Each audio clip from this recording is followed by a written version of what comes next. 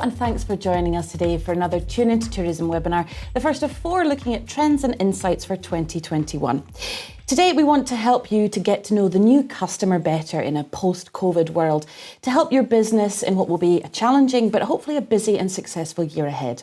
We've got 2 great guests for you today. First of all, someone who's not only a very familiar face within the industry, but also a very well-respected voice of the consumer, Simon Calder. Good morning, Simon. Thank you so much for joining us today. Good morning, Julia, and what a pleasure it is to be here. I am looking forward hugely to talking to you, but more particularly, of course, to returning to Scotland as respectfully and safely as soon as it is appropriate to do so. And you'll be very welcome. Hopefully that will be soon. We've also got a representative from Expedia, one of the global leading online travel companies, Irene Roberts. Good morning, Irene. Tell us what it is you do for Expedia. Good morning, Julia. Thank you for having me. I'm Director of Market Management for the UK. I lead a team of market managers based in Edinburgh who represent hotels across Scotland. Well, let's get cracking, shall we? We've got lots to talk about. Simon, can we start with you? Things are a little bit further down the line in England. How are they looking? Any trends emerging down there? Chaotic and confusing is the short answer. Yes, of course, since things opened up a little in England on the 12th of April for self-contained accommodation, we have seen some real surges in booking, very much concentrated in, I guess, the traditional favourites, so that's Cornwall and Devon in the far southwest of England, various other places, Cumbria, of course, for the Lake District, North Norfolk doing surprisingly well, but at the moment we are allowed only to travel within England, although the border with Wales has now officially opened, so some people are travelling across there, but at the moment it's all a little bit patchy because of course hotels aren't open in England yet, and there's also a huge amount of concern about going abroad. As you are aware, England, or at least the UK government, has said, yep, 17th of May we will be reopening, but the government is not going to tell people which countries are on the red list until, well, the most warning we'll get is about 2 weeks. Some people are saying 10 days. Some people are saying just a week of warning before people can understand where they will be allowed to go. And of course, with the summer simply in such disarray, an awful lot of people are thinking, okay, maybe we give overseas travel a break this year. Where can we go in the UK? Yeah. So as you say there, that domestic market, really important for this year in particular. Obviously, it'll be vastly different next year when hopefully the situation's very different. So if we're targeting that domestic market and that customer in particular, what do we need to know about what they're looking for right now, Simon? What they're looking for is anything, honestly. They are looking for an escape. They're looking for fresh ideas. They're looking for somewhere beautiful where they can do all those things that have not been open to them in lockdown, which basically means just exploring, enjoying top class food and drink, of course, staying in lovely places, and just feeling as though they are getting the escape that they desperately need and deserve.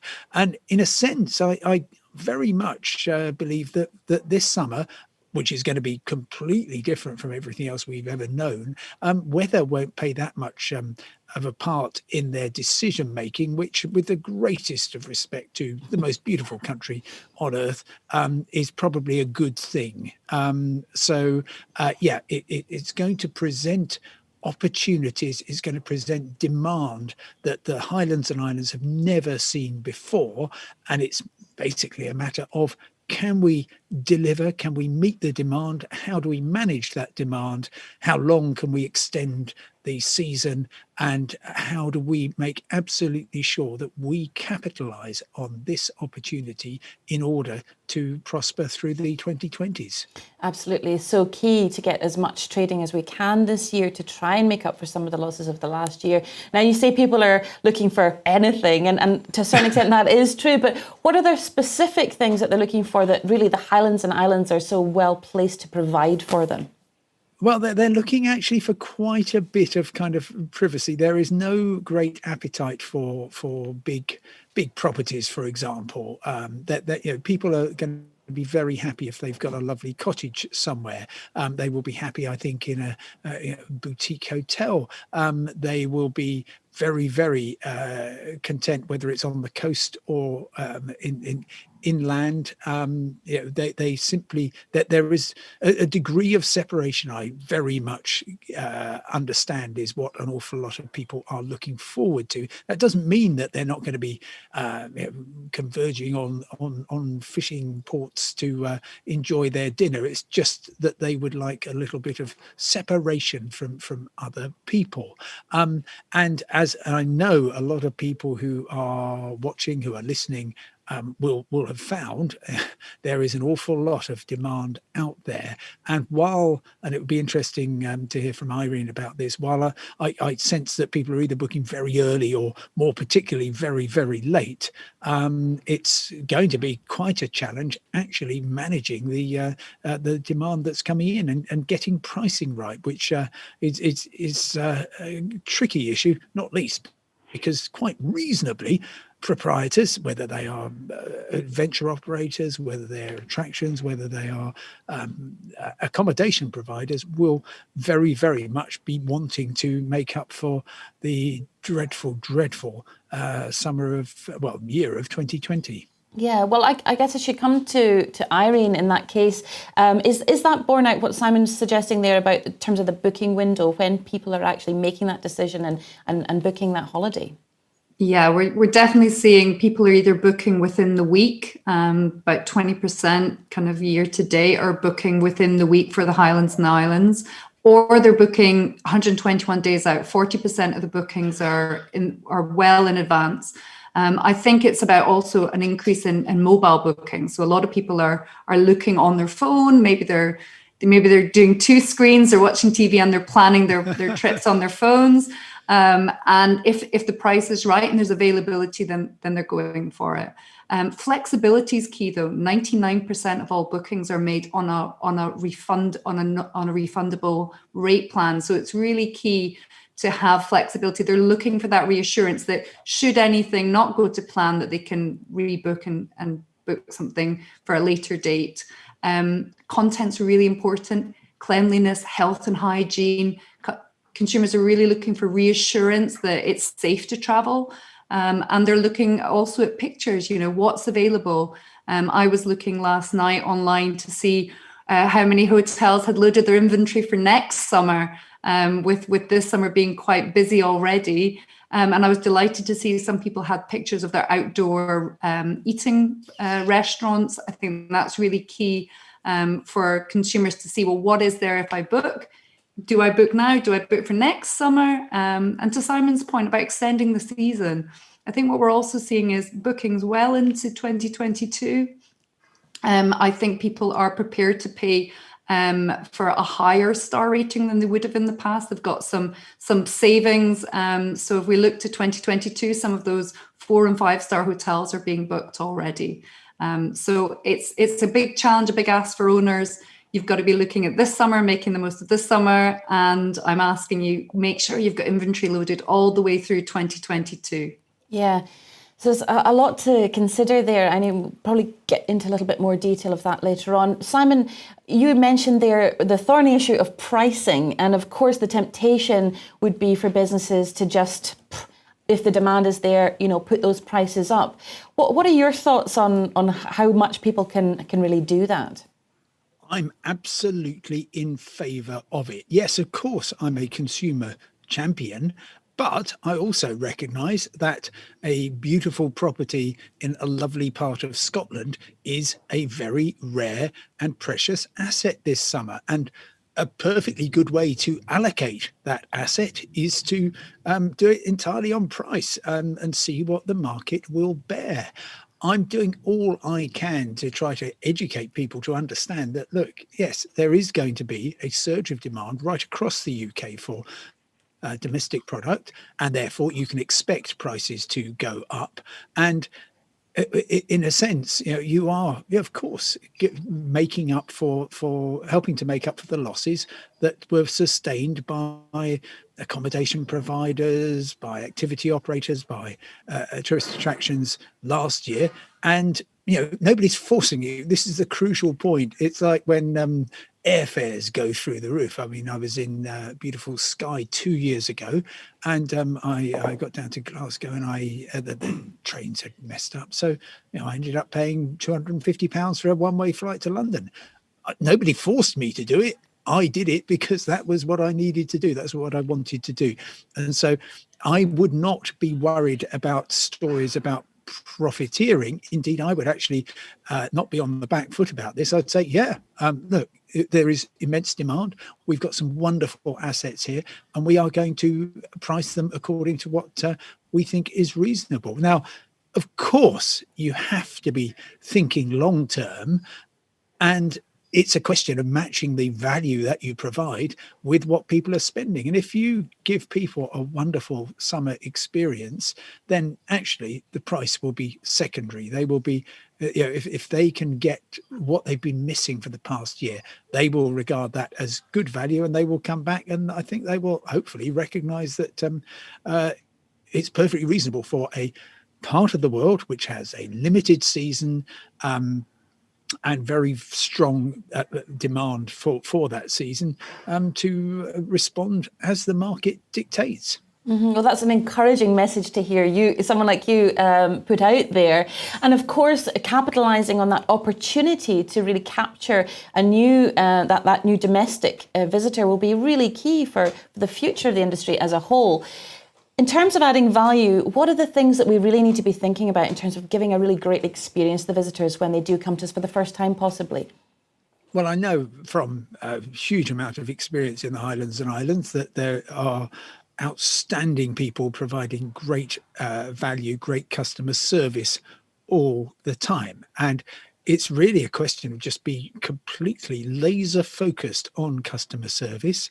And kind of Scotland will do the rest. And it means also, of course, being flexible. If I may just tell a tale or two from a recent holiday I enjoyed in the Borders at the other end of Scotland. Absolutely marvellous. I stayed in a beautiful property, of which I have very happy memories. But I also, in particular, remember the breakfast experience when I ordered a full Scottish breakfast and brown toast, and it arrived and it was white toast. And I, of course, said, "Oh, I'm terribly sorry, I think I'd like some brown toast." And I was told by a stern waitress, "That's not what it says on my chitty."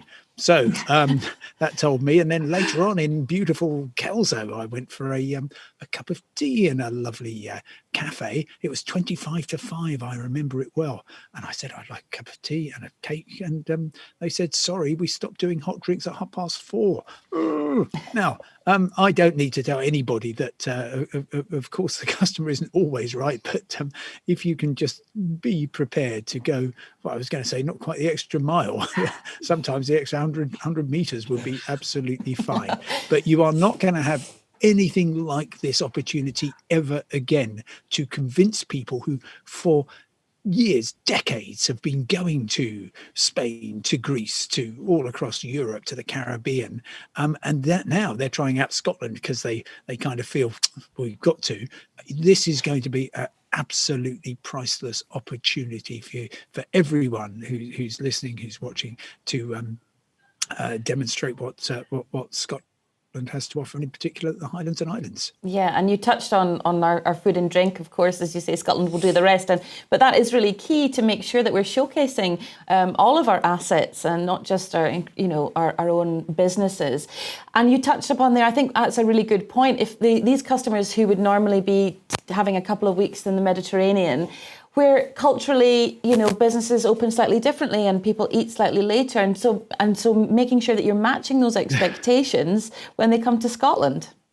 Oh, sure. Yes. I mean, and of course, another aspect of this summer is that you are not going to get anything like the normal numbers of Germans, of Dutch, of French, of Americans coming in. I think particularly my concern is that the American market will take a while to recover. But you simply have to be flexible. Just because you've always done things in a certain way, just ask yourself, why do we do that? Could we do more? What are the opportunities? And I very, very much hope that if you tune into the fact that people are just desperate for great indulgent experiences and just focus on how to deliver those. Mm-hmm. Well, indulgence is a great word, one of my favourites, but it's that sort of quality experience, those sort of more luxury experiences. Are we seeing a trend for a demand for more of that sort of thing? Well, I think for an awful lot of people, and I'm talking to you from London, which is still the richest travel market in Europe, effectively, that there will be a lot of demand for top-end experiences, top-end properties, simply because a lot of these people may well be used to going to lovely parts of the Indian Ocean, or to villas in Tuscany or whatever, where that they will find those top-notch properties. But it's important also to see what the rest of the market wants, and I'm thinking particularly of. There's obviously a very large catchment in Northern England of people who will be wanting to do things much more on a budget, and it's simply, of course, just being as accommodating as you can. And I'm in terms of pricing, I would also be looking at what you can do in terms of incentivizing return visits off season. I think that's a really, really strong opportunity as well, whether you're talking about London and the southeast, or indeed Northern England, or anywhere else. But the UK market is going to be more important for Scotland this summer and for several years to come than it has been for many a decade. Mm-hmm. And probably worth looking at the competition and see what other people are doing to make sure that you're able to compete with that. Irene, Simon talked about that international guest, that we're not going to see this German-American market, which is so strong in usually. Are you seeing bookings for next year from those markets? Yeah, they're not maybe the level that we would have seen them in the past, but we're definitely seeing, there is interest, there's a lot of planning. If our hotel people who work with us would be able to go into Partners, excuse me 2 seconds. If they went onto our Partner Central tool, they'll be able to see where people are looking from and for what dates they're looking for. So even if we look closer to, for example, the English half term, the bank holidays are looking popular. So those are dates. There is business in the future, but I would maybe keep our focus on this year. Like Simon was saying, extending. Let's have a look. If the summer months and the school holidays are looking busy, let's look into October. Let's look for the October half-term breaks, the Novembers. I have 2 small children who are under 4 years of age. I don't want to pay school holiday premiums yet. I'm quite happy to go out with school holidays.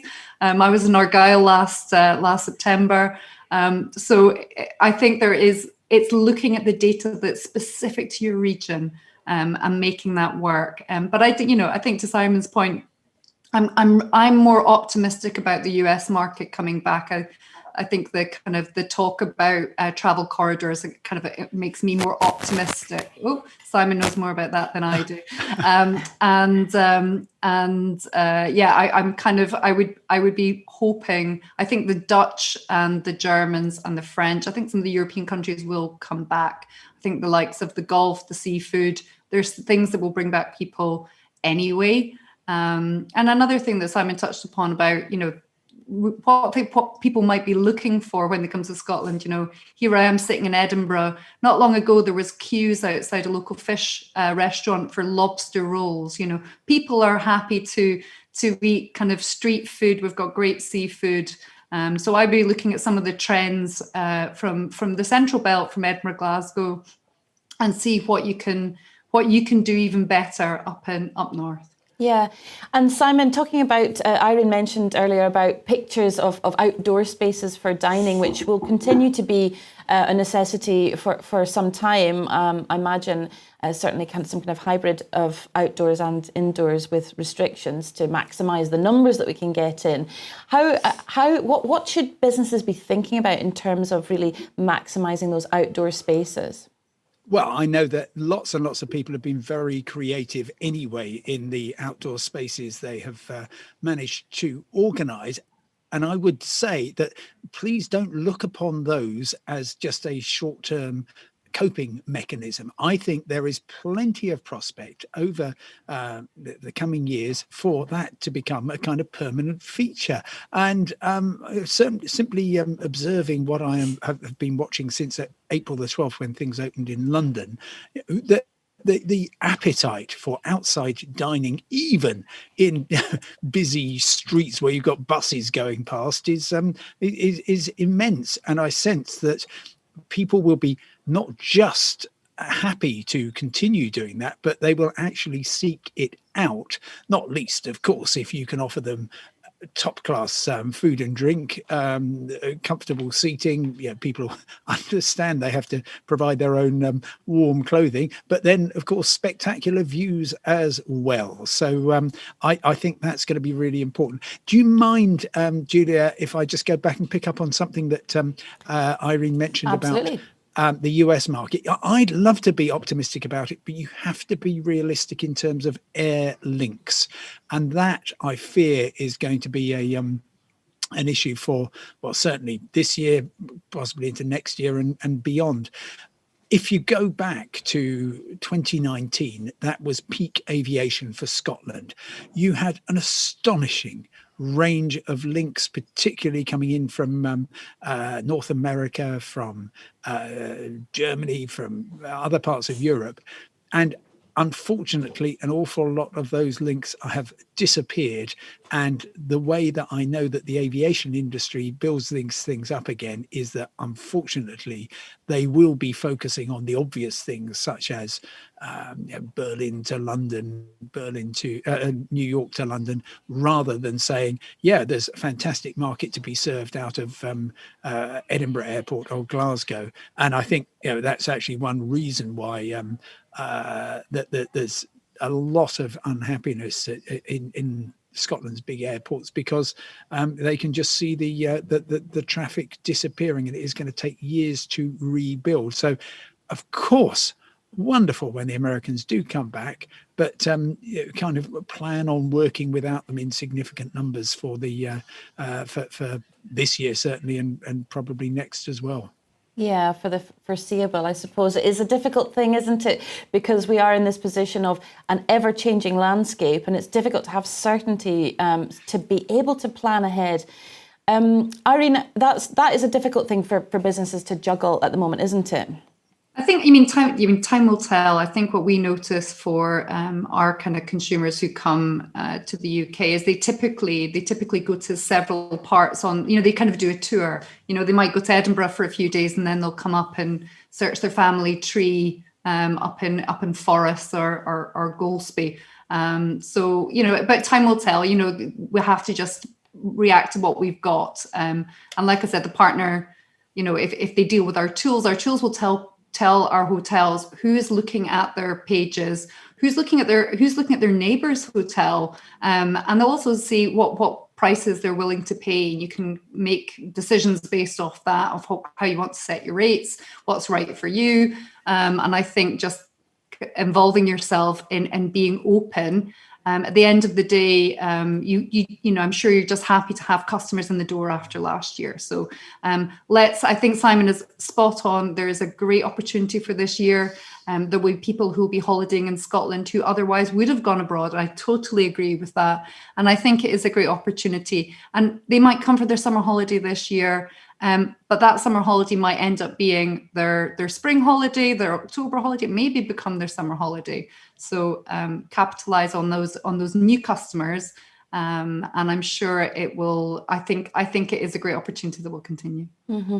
And we talked about pricing earlier, Irene.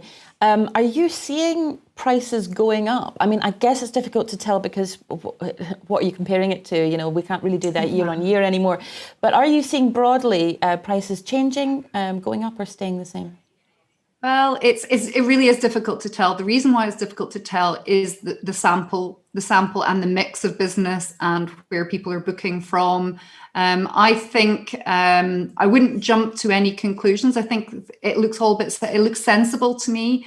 I think where we are seeing peaks of demand, then obviously there's prices are reflecting to that. But there's nothing staggering. There's nothing that's jumping out. I think for next year, what I would say is I think those people who are booking those special holidays maybe are willing to pay, but that's more probably for the types of hotels who've opened their inventory for next year. So I think there's such a moving picture, Julia. It'd be too difficult to call. Mm-hmm. Well, I guess that what we also need to try and get into is into the minds of the customer and trying to work out sort of what it is that they're feeling and what they're thinking. Simon, I know we have discussed in the past, we've talked about the islands and obviously a slightly different picture in terms of infection rates and perhaps a little bit of fear or nervousness around welcoming guests back. How are the customers feeling about travelling to the islands in the Highlands of Scotland? I would largely characterise it as people like me would crawl over broken glass to get there. I was actually very, very encouraged to hear from the Scottish Government at the start of this week that people will be effectively not quite instructed, but very strongly advised to be taking a couple of lateral flow tests, one 3 days before departing for the islands and one just before their departure. It strikes me as a really straightforward and consumer-friendly way to make sure that you are not presenting any kind of threat. It's absolutely understandable that people in more remote communities will be concerned, not least if they have, as the islands have managed, kept infection rates low. Opening up to people from cities in Scotland, from elsewhere in the UK, is going to be quite a challenging experience. So I'm doing what I can to advise people. This is what the Scottish Government advises, and it looks perfectly reasonable to me. Just take a couple of tests, and that way we can try to minimise the possible harm. Just in terms of access to the islands, if I may, I know that Caledonia McBrain, for instance, having a few problems with the Stornoway to Ullapool ferry at the moment. And clearly on board there are social distancing protocols in place. So I think for anybody who's talking to people who imagine that it'll just be a turn up and go summer, I think you need to manage expectations and just say, look, it's not going to be absolutely straightforward with transportation to and from the islands. So plan ahead and be prepared for some delays. I know that's not a great message to give out, but it's much better that people are aware of what the what the rules are. And in a sense, just on testing again, I would I hope that maybe the message will go out from Scotland that, you can pick up a free test at a testing centre, and we'd actually advise you to do that a couple of times a week if you are travelling here, just to make sure that you don't provide any kind of threat to the local communities. Yeah, and I think that's a really good point, Simon, about managing the expectations of your visitors so that they understand what's going to be involved. And if there are going to be some hurdles, which I think everybody appreciates, things are not operating as normal and there are going to be changes, to make them aware of that so that it's as smooth as possible. And having that information available on your website, and particularly about testing. Irene, you talked earlier about the kind of content that people were engaging with on people's websites before they were booking, cleanliness being an important one. Is there an opportunity there to have even more information about the other aspects of their journey, for example, the travel? also involved? Yeah, I think I was going to jump in there saying that there is a possibility. So, for example, if guests have booked through one of our websites, you can actually message them. You can set up templates to send them kind of pre-arrival information. So, if you're in a remote destination, that might be quite useful. If, for example, I think of the Rest and Be Thankful and the old military road, if you're reliant on that and there was any issues with that, you could let them know. You might want to, if you're on an island, you might want to warn people about the lateral flow tests and remind them to take them. So there is lots of information. You could pre-advise them what your cleanliness procedures are and reassure them as well. So I think that kind of pre-arrival information will be well received. I think it makes an easier journey and people can plan accordingly. Mm-hmm. But within the website, you can update all the kind of health and safety. That was one of the things we rolled out as quickly as we possibly could once the pandemic hit, to make sure that hotels could keep customers coming and reassure them. Mm-hmm. So the content data is there. Yeah, we talked about cleanliness as being an important part of that converting. What are the other things to bear in mind? What else is actually really working to get those guests to make that booking? Well, mobile. So any kind of your visibility on mobile. Most mobile bookings are increasing. Again, the amount of flexibility in the rates that you offer.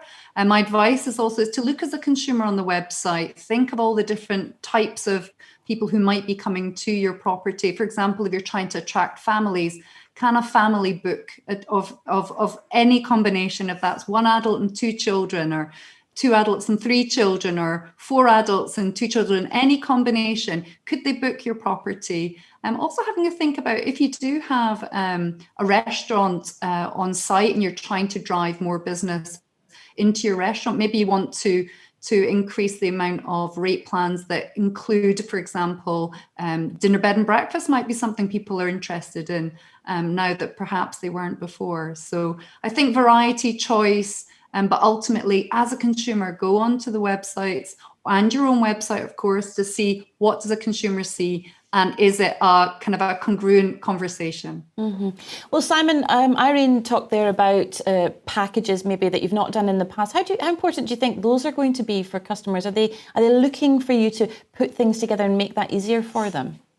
Oh, I think that's a really, really good point. And it actually speaks, if I may, to the green agenda as well, because clearly, increasingly, consumers are wanting to be sensitive. They might also think, well, do we really want to be stuck in a traffic jam on the A96 for hours, or waiting for the Ullapool to get onto the ferry? No, we don't.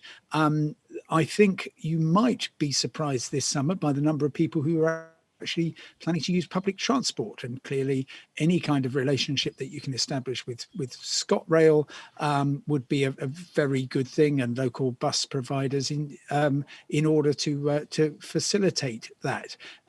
People love the idea of packages. I remember there was a fantastic package put together. This was back end of the 1990s. I know that nobody here was young enough to remember that, but it was a fabulous package aimed specifically at the London market, which was simply saying, right, fly from Heathrow to Glasgow, fly from there to Barra, land on the beach, have a wonderful stay in a hotel, have these meals, have these experiences, and then we'll put you on the ferry back to the mainland, and we'll take you back overnight on the Caledonian Sleeper. So a product like that, I think, is really going to catch the imagination. And even though we are in an era where, as Irene says, lots of people are doing stuff on their phones, ultimately, if there's a single point of contact and the various moving parts can be put together on behalf of the consumer, I think that's a terrific element as well. And it's a matter of being creative, not just with your product, but with partners that you can work with in order to deliver outstanding value. Yeah, I think collaboration is going to be so important for the survival of the industry as a whole. And you mentioned there sort of the sustainability which is something that I think people are considering more. We've got another webinar next Wednesday all about responsible tourism with Harold Goodwin from the Responsible Tourism Partnership. So it will be lots of interesting things to talk about then. And indeed, talking about communities and working together, we've got a webinar next Friday, which is all about rural and community tourism. So make sure you tune in for those. But Simon, in terms of looking a little bit further afield at what other places are doing, is there anything we can learn from sort of the global market? Well, yeah, where do you want to start? Let's start with Jersey, actually, because just in the past few hours, they have produced their model for reopening tourism, and it's really interesting. You're not from Clackmannanshire, as far as I know, are you? No. You don't live there, right, which is a very good thing, because they have come out with their own traffic lights for opening up to the rest of the UK. And this is the island of Jersey. From Monday, you will be able to travel there. From Edinburgh, you will not need to quarantine. From Glasgow, you'll need to quarantine for 5 days. From Clackmannanshire, 10 days. And so it's really interesting. Wow. They've got that degree of granularity going on in terms of welcoming visitors. You've got aspects such as in the Australia-New Zealand travel corridor. That is a really interesting development, but it's also an indication of, and I know that clearly a number of businesses in the Highlands and Islands have typically had large number of summer visitors from Australia and New Zealand. Of course, it's but you're not going to see any of them this year. Although they've opened up to each other's markets, it's still for Australians, I think, 5 years in prison if they go abroad, and if they think, oh well, I'll just nip into New Zealand and go abroad from that, they're still going to come after you. So what we are seeing is this very, very fragmented system. That's what people need to understand, and it's going to depend on vaccine rates. I mean,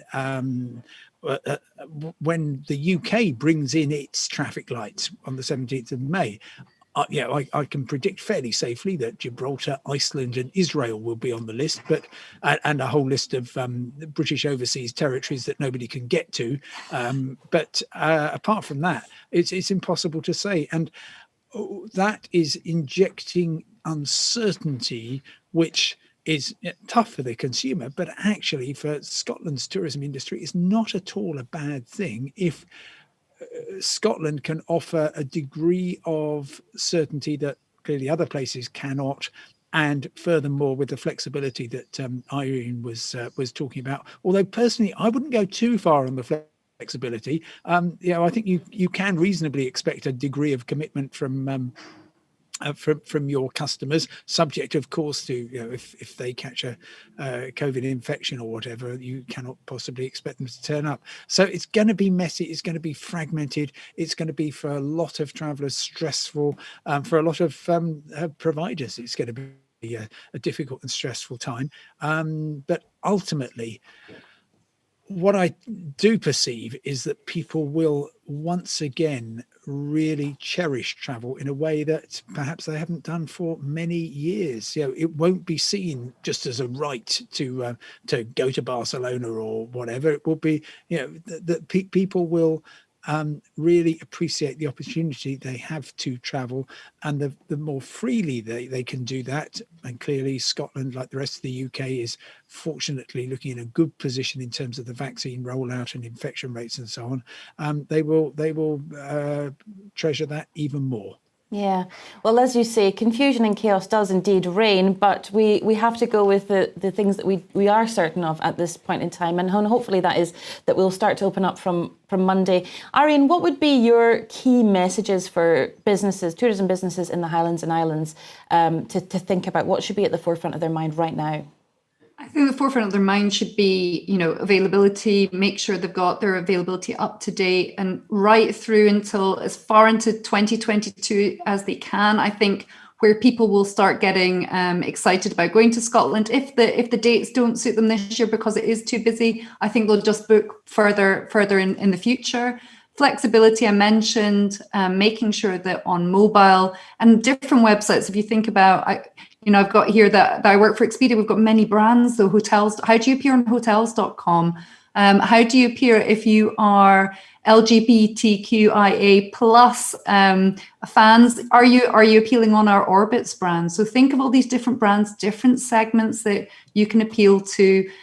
Think about trying to get people to book now and save money, so early bird promotions for next year.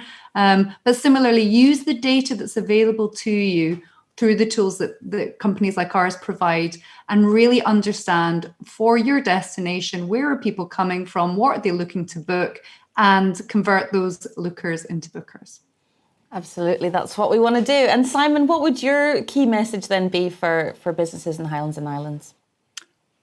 Just be absolutely focused on those customers, be open with them, be transparent, because people will appreciate honesty, encourage them to be completely responsible as they travel, because of course the last thing that any of us want is a situation where tourism is responsible for a surge in coronavirus cases. That would just be disastrous for all concerned.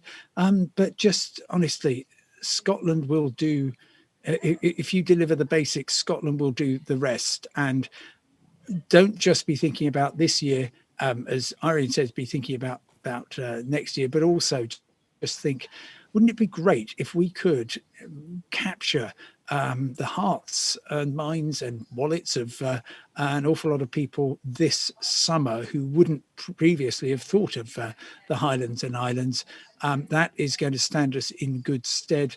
And from all points of view, the wider your customer base, particularly if you're going to all those pesky people in southeast England who are always looking south and east rather than north and west. If you can, you don't need to get too many people, but if you can deliver great experiences for them, then that is going to be a wonderful start to the 2020s, or rather a wonderful continuation of the 2020s after the most appalling start that everybody has endured.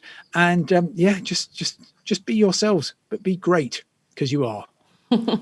An excellent message. Be great. We'll all try and be as great as we can be and give that incredible experience, and make sure we're really putting ourselves in those customers' shoes and thinking about their whole journey, not just their time with us.